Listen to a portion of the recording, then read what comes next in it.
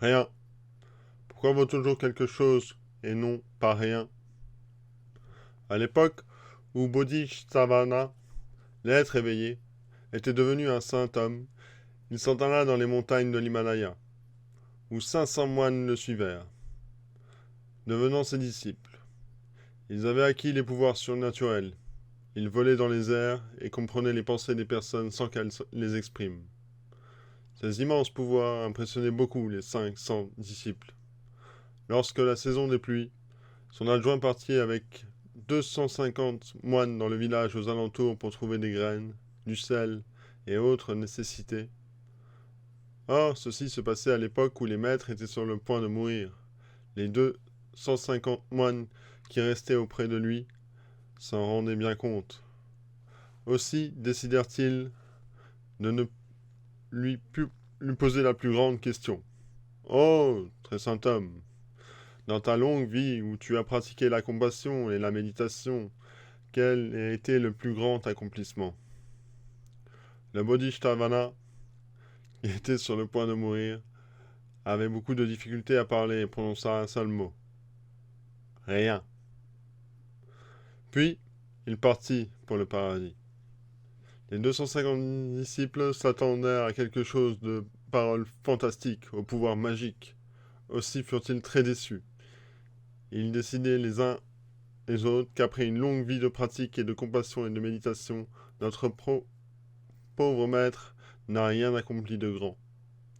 Il en vient à considérer qu'il n'avait raté sa vie. Aussi brûlèrent-ils son corps sans cérémonie particulière, sans hommage ni même respect. Quand l'adjoint revient avec ses 250 moines, il demanda immédiatement où est le saint homme?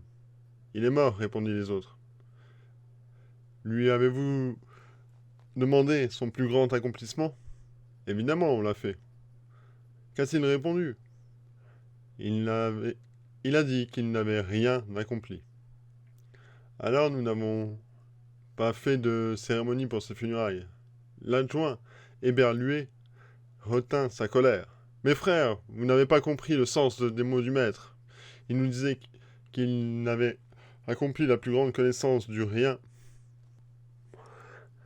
Il a réalisé que les noms des choses ne sont pas ce qu'elles sont. Il y a ce qu'il...